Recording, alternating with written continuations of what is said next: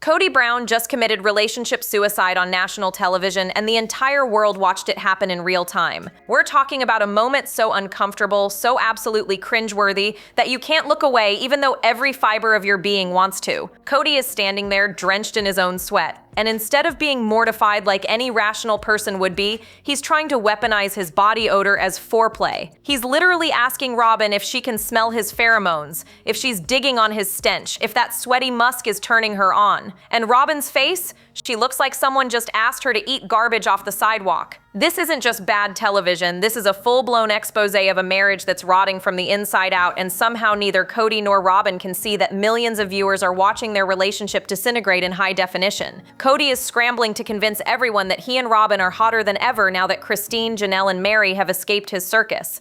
But the reality playing out on screen tells a brutally different story. Robyn has caught the ick, and it's not just about Kody's questionable personal hygiene, it's about everything he is, everything he does, his entire existence. The cringe factor skyrockets from there. Kody keeps pushing harder, asking if his stank is making her think he's handsome, if she's attracted to his sweaty man scent. He's peacocking like his life depends on it, flailing around trying to extract even the tiniest crumb of validation from his only remaining wife. And Robyn is shutting him down hard. She's uncomfortable, she's distant, and she's broadcasting to the entire world that whatever fantasy Kody has built up in his head about their relationship is absolutely not the reality. Sources close to the situation reveal this has become their new normal. Every single time Kody tries to be affectionate on camera or in public, Robyn recoils. She refuses to flirt with him when he's demanding it. She'll only show interest when he backs off and stops acting desperate. Here's where the delusion reaches peak levels. Kody is blaming this disaster on the old Brown family rule about not showing affection in front of the other wives. He claims Robyn just needs time to adjust to monogamy, that eventually she'll be slapping his backside in shopping malls to prove her devotion. That's literally his endgame fantasy. Meanwhile, Robyn is making weak excuses about getting comfortable, but her body language screams the truth. She's disgusted. The man who used to be her thrilling escape has become her suffocating everyday reality, and she's realizing that full-time Kody is absolutely unbearable. The fairy tale has shattered, and what remains is a marriage drowning in its own dysfunction. Robyn Brown spent years being Kody's ultimate escape, his oasis, his forbidden paradise where he could run away from all his problems with the other wives. She was the mistress who never had to become the wife in the traditional sense because there were always 3 other women dealing with Kody's everyday chaos. Robyn got the fantasy version of Kody, the romantic dinners, the special attention, the odd house. She had him on rotation, which meant when he showed up at her door, he was motivated to impress her. He had competition, he had something to prove, and Robyn absolutely thrived in that dynamic because that's the only relationship model she ever knew growing up. Her own mother was the mistress to a part-time father. So Robyn learned early that being the favorite piece on the side was actually the winning position. She was never supposed to be the only wife. That was never part of the plan. When Kody was juggling 4 households, Robyn's house was his vacation spot, his adult playground where he didn't even have to parent because she hired outside childcare to handle those pesky responsibilities. He could show up, get his ego stroked, feel wanted and desired, then leave before things got too real or too boring. It was the perfect setup for a man who craves constant validation but has the attention span of a goldfish. But then Christine left, then Janelle left, then even Meri, who had been emotionally checked out for years, officially walked away. And suddenly Robyn's carefully curated role as the exciting favorite completely evaporated. There's no thrill in being the favorite when you're the only option left. There's no competition to keep Kody on his toes. There's no other household for him to run to when things get tense. Robyn went from being the destination to being the entire map, and that shift has absolutely destroyed whatever magic existed between them. Now Kody is there all the time, every single day. Every annoying habit, every bizarre personality quirk, every desperate need for attention is right in her face.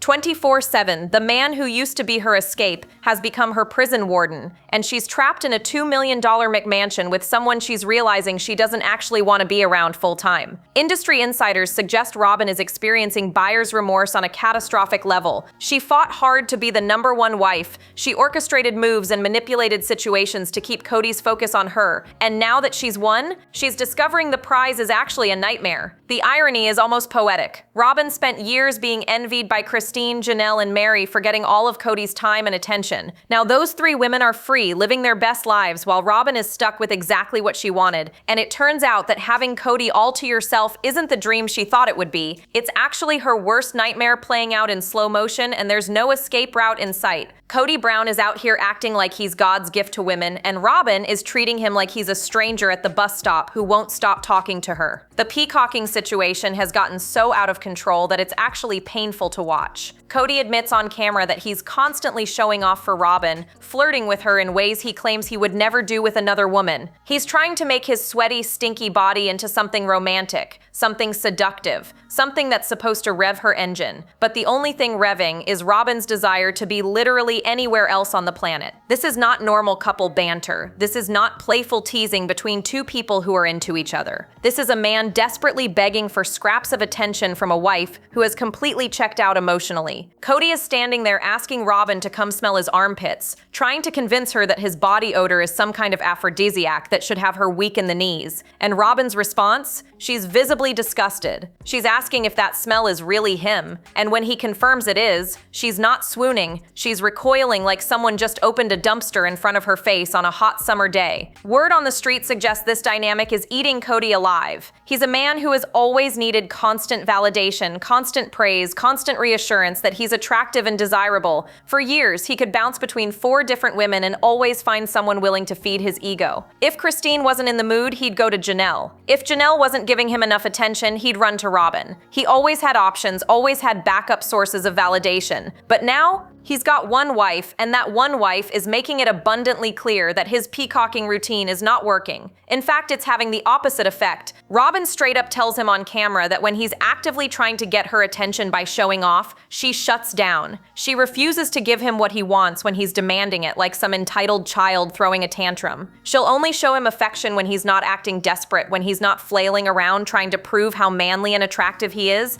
But here's the problem with that setup. Kody doesn't know how to not be desperate anymore. He doesn't know how to just exist without constantly seeking validation because his entire identity has been built around being the alpha patriarch that multiple women fight over. The humiliation is written all over his face every time Robyn rejects his advances. He's trying to laugh it off, trying to make jokes about how she just needs time to adjust to monogamy. But underneath that forced laughter is a man who's realizing his only wife doesn't actually want him. She's tolerating him, she's stuck with him, but she's not choosing him. And that distinction is slowly destroying whatever ego Kody has left. The peacock has lost all his feathers, and what's left is just a sad, sweaty man begging for affection that will never come. Kody Brown has backed himself into a corner so tight that there's absolutely no way out, and the casualties of his ego are staggering. 13 of his children are essentially dead to him now. 13 kids that he helped bring into this world have been disowned, discarded, written off because they committed the ultimate sin in Kody's twisted worldview. They didn't worship him, they didn't bow down to his authority, they didn't stay close enough for him to control. They moved out of state. They built their own lives. They refused to play along with his patriarch fantasy, and for that, Kody has cut them loose without a second thought. But here's where it gets even darker. Kody has spent the last several years praising Robyn for her incredible parenting skills, specifically her ability to get her children into what he calls full compliance. He holds up Robyn's kids as the gold standard, the shining examples of what children should be when they properly respect their father. He's using them as weapons against his other kids, essentially saying that if Christine's kids or Janelle's kids or Meri's kid had just been more like Robyn's kids, maybe he wouldn't have abandoned them. The manipulation is absolutely chilling. Robyn's 3 oldest children have become what can only be described as adult hostages in their own home. They're not thriving, they're not flourishing, they're trapped in a toxic environment where their entire existence revolves around keeping Kody's fragile ego intact. Dayton, Aurora, and Brianna grew up watching their mother cater to Kody's every whim, watching her manipulate situations to keep his attention, watching her throw the other wives and their children under the bus to maintain her position as favorite. And now they're living in the aftermath of that strategy, stuck in a McMansion with a man who demands constant praise, and a mother who has built her entire identity around being his chosen one. Reports are surfacing that the situation inside that house is far grimmer than what we're seeing on camera. These kids have never known stability. Their entire childhood has been one move after another, one family crisis after another, one dramatic shift after another, and now they're adults who are supposed to just figure out how to function in the real world when they've been raised in absolute chaos. Brianna in particular looks completely shell-shocked in recent episodes, like someone who's just realized the life she thought she had was actually a carefully constructed illusion. The most disturbing part of all this is how Kody genuinely believes he's the victim in this scenario. He thinks 13 of his kids betrayed him. He thinks they're the disloyal ones, the ungrateful ones, the ones who turn their backs on family values. He cannot comprehend that maybe, just maybe, he's the problem. He's the one who chose favorites. He's the one who abandoned his responsibilities. He's the one who let his ego destroy everything he claimed to hold sacred. And while he's busy patting himself on the back for having 3 compliant adult children still under his roof, he's completely blind to the fact that compliance born from fear and manipulation is not the same thing as love and respect. There's a moment in the recent Sister Wives episodes that should haunt every single person who watches this show. The family is packing up the McMansion, getting ready for yet another move that Kody has orchestrated, and someone asks Brianna how she's feeling about leaving. This should be a simple question. Most people would have some kind of answer ready, even if it's just a polite deflection. But Brianna? She looks absolutely devastated. Her face goes blank, her eyes lose focus, and she stammers out that she doesn't know how she feels. She genuinely has no idea how to process what's happening to her life, and that should be setting off alarm bells for everyone watching. This is not a kid who's just sad about moving houses. This is a young adult who has had her entire world turned upside down so many times that she can't even identify her own emotions anymore. Brianna is the youngest of Robyn's 3 oldest children, and she's been forced to watch her family implode while being told that everything is fine, that this is all part of God's plan, that loyalty to Kody is the most important thing in the universe. But her face tells the real story. She's not okay. She hasn't been okay for a long time, and now she's stuck in a situation where her future looks absolutely bleak. Think about the position Brianna is in right now. She's an adult living at home during this massive move to an even bigger, more expensive house. Sources close to the situation reveal it's been heavily implied to her that this is not a long-term living arrangement for her. She's being told without actually being told that she needs to figure out her own path, find her own place, get out from under her parents' roof. But how is she supposed to do that when she's been raised in an environment that demands complete obedience and offers 0 tools for independence? She's been kept dependent, kept compliant, kept small, and now suddenly she's expected to just go out into the world and function like a normal adult. Meanwhile, her siblings are finding their escape routes. Dayton has apparently moved out and stopped filming for the show entirely, though nobody is talking about why or where he went. Aurora has a boyfriend now, and insiders claim an engagement could be on the horizon. If Aurora gets married and leaves, that's going to make Brianna the last child standing in McMansion 2.0. She'll become the designated caretaker, the one left behind to manage Kody's moods and Robyn's anxieties, while her siblings get to build their own lives. No wonder she looks like she just stepped on a rusty nail when asked about her feelings. The saddest part is that Robyn's kids are victims too, even though a lot of people don't see them that way. They didn't ask for any of this. They didn't ask to be used as pawns in Robyn's game to become Kody's favorite wife. They didn't ask to be held up as the gold standard that Kody's other children could never reach. They've been infantilized, manipulated, and trapped in a dysfunctional family system that's collapsing around them. And Brianna's devastated face is proof that the damage runs deep. Let's talk about the elephant in the room that nobody on Sister Wives wants to address. Dayton Brown, Robyn's oldest son, has completely vanished from the show. One season he's there, the next season he's gone, and the official explanation is vague at best. The party line is that Dayton simply didn't want to film anymore, that he chose privacy over being on camera, and everyone just accepted that explanation and moved on. But here's the thing. When you actually think about the timeline and the circumstances surrounding his disappearance, that explanation starts to fall apart real quick. Dayton was always held up as one of Kody's success stories. He was one of the compliant kids, one of the respectful ones who knew how to show proper deference to the patriarch. Kody loved bragging about how well Robyn's kids turned out compared to the children from his other marriages. So why would Dayton, who allegedly had such a great relationship with Kody, suddenly decide he wanted nothing to do with the show that pays for his family's lavish lifestyle? Why would he disappear right around the time when Kody needed him most to prove that at least some of his kids still respected him? The timing is incredibly suspicious. Dayton's exit from the show coincides almost perfectly with the period when Christine, Janelle, and Meri started pulling away from Kody. It's right around the time when the cracks in the family started becoming impossible to hide, and suddenly the oldest son, who was supposed to be this shining example of what proper obedience looks like,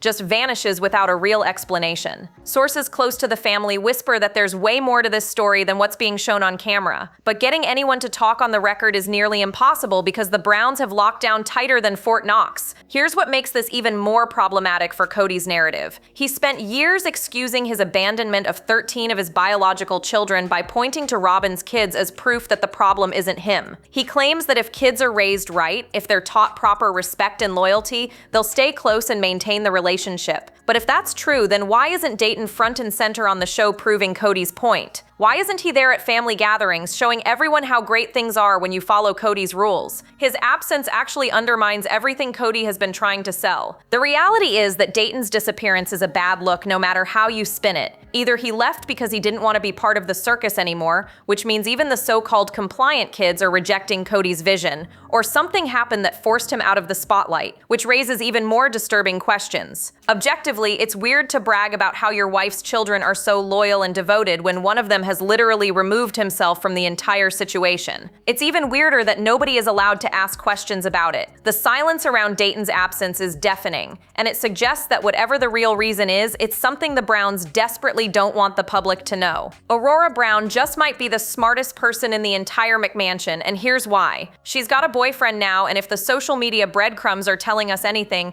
an engagement could be coming faster than anyone expected. Back in September, Aurora's boyfriend posted a happy anniversary message to her on social media, which means they've been together for at least a year, possibly longer. And in the world of fundamentalist adjacent families, where courtship often moves at lightning speed, a year-long relationship is practically an eternity. Insiders are whispering that a ring could be coming soon, and if that's true, Aurora is about to execute the perfect escape from the disaster zone that is her parents' marriage. But here's the question that nobody wants to ask out loud. Is this guy actually a good match for Aurora, or is he just her ticket out of hell? When you grow up in the environment that Aurora has been trapped in, where your entire existence revolves around keeping your stepfather's ego inflated and watching your mother manipulate everyone around her, the idea of any relationship that gets you out of that house probably looks like a fairy tale. The concern is whether Aurora is choosing this relationship because she genuinely loves this person and sees a future with him, or because she's so desperate to escape that any halfway decent guy looks like Prince Charming. The upcoming Sister Wives episodes are supposedly going to introduce viewers to this mysterious boyfriend, and you can bet the entire fan base is going to be watching with hawk eyes to see what kind of person Aurora has attached herself to. Is he controlling like Kody? Does he have that same desperate need for validation? Or is he actually a stable, healthy person who can help Aurora heal from the trauma of growing up in such a dysfunctional environment? The stakes couldn't be higher, because if Aurora makes a bad choice here, she could end up jumping from one toxic situation straight into another one. What makes this even more significant is the domino effect it's going to have on the family dynamic. Right now, Dayton has already disappeared from the main house and stopped filming. If Aurora gets married and moves out, that leaves Brianna as the last one standing. She'll become the default caretaker, the one stuck managing Kody's tantrums and Robyn's anxieties, while her siblings get to live their own lives. That's an enormous amount of pressure to put on the youngest of Robyn's older 3 kids, and it's not fair in the slightest. There's also the uncomfortable reality that if Aurora leaves, it completely destroys Kody's narrative about having these perfectly obedient children who want to stay close to him. 2 out of 3 of Robyn's oldest kids will have found ways to get out, which raises serious questions about what's really happening inside that house. The buzz in reality television circles is that Aurora's potential wedding could be the beginning of the end for whatever illusion Kody and Robyn have been trying to maintain. Once the kids start scattering, there's no more hiding behind the facade of the perfect plural family. It'll just be Kody and Robyn stuck together in their massive house, forced to finally confront the fact that their relationship is built on absolutely nothing substantial. Here's something that Kody and Robyn keep admitting on camera without realizing how damning it actually is. They are fundamentally incompatible as people. Not in the cute opposites attract way, where an introvert and an extrovert balance each other out. We're talking about a bone-deep personality clash that makes a long-term monogamous relationship basically impossible. Kody is a peacock who needs constant attention, constant validation, constant public displays of affection to feel secure. And Robyn? She's positioning herself as this shy, private woman who finds all of that showboating absolutely mortifying. Kody literally says on camera that he's always peacocking around Robyn, doing things he would never do with another woman. He wants his backside slapped in public. He wants Robyn to openly acknowledge how attractive and manly he is. He wants her to compete for him, to show the world that she's chosen him, and she's proud of that choice. That's his entire love language. He needs external validation to feel wanted, and he's not subtle about demanding it. But every single time he tries to get that validation from Robyn, she shuts him down Brown cold. She tells him straight up that when he's peacocking and demanding attention, she refuses to give it to him. She'll only show affection when he's not actively begging for it. Think about how unsustainable that dynamic is. Kody needs public affection to feel secure. Robyn refuses to give public affection when it's demanded. So Kody escalates his peacocking to try to force a reaction. Robyn withdraws even further because the peacocking embarrasses her. Kody interprets her withdrawal as rejection and gets even more desperate. Robyn gets even more repulsed by his desperation. It's a death spiral that has no exit strategy, and they're both too stubborn or too delusional to see it happening. Robyn tries to explain this away by blaming the old Brown family culture. She claims that because there was this unspoken rule about not showing affection with Kody in front of the other wives, she just got conditioned to shy away from any public displays. She's framing this as something she needs to unlearn now that she's in a monogamous situation. But that explanation doesn't hold water when you look at her actual body language. This isn't a woman who's uncomfortable because of past conditioning. This is a woman who is genuinely repulsed by her husband and trying to find polite ways to avoid his touch. Kody keeps saying it's just going to take time for Robyn to adjust, that eventually she'll be comfortable enough to slap his behind in a shopping mall, and that's when he'll know they've made it. That's literally his benchmark for a successful marriage. Public butt slapping. But the reality is that no amount of time is going to make Robyn suddenly desire a man she finds fundamentally unappealing. You can't negotiate attraction, you can't logic your way into chemistry, and you definitely can't peacock your way into making someone want you when they've already decided they don't. The foundation of their marriage is cracked beyond repair, and these personality differences are just the visible symptoms of a much deeper problem. They don't actually like each other as people, and now that they're stuck together full-time with no escape, that truth is becoming impossible to ignore. Kody Brown just admitted something on camera that should send shockwaves through the entire Sister Wives fandom, but somehow it's getting buried under all the other drama. He basically confessed that the intimacy between him and Robyn has completely dried up. He's not getting his needs met, the bedroom is dead, and this is absolutely wild because for years the running assumption was that Kody was always at Robyn's house because the physical side of their relationship was off the charts. Christine used to complain constantly about how much time Kody spent with Robyn, and everyone just assumed it was because Robyn was giving him something the other wives weren't. But now Kody is telling us without any prompting whatsoever that the romance has evaporated. He blames it on being on the front lines together, dealing with all the family drama from Christine, Janelle, and Meri leaving. He claims that he and Robyn have been so busy defending their relationship and managing the fallout that they've descended into a rut. They're functioning as business partners or roommates instead of lovers. There's no passion, no spark, no intimacy happening behind closed doors. And this is years after the other three wives left, so the excuse that they're just too stressed from recent events doesn't even make sense anymore. Here's what makes this confession so incredibly significant. Kody has been conditioned his entire adult life to believe that if things aren't working with one wife, it's her fault, and he has every right to seek attention elsewhere. That's literally how polygamy functioned for him. If Christine wasn't meeting his needs, he'd go to Janelle. If Janelle wasn't available, he'd run to Robyn. If all three of them weren't giving him enough attention, he could always guilt-trip Meri into providing emotional support. He never had to actually work through problems or address incompatibilities because he always had other options waiting in the wings. But now those options are gone. Kody is stuck in a monogamous marriage with a woman who won't touch him, won't validate him, won't give him the physical affection he's desperately craving. And based on everything we know about Kody's belief system and how he was raised, this is a recipe for absolute disaster. Word on the street suggests that Kody genuinely believes seeking affection outside his marriage would be justified if Robyn continues to withhold intimacy.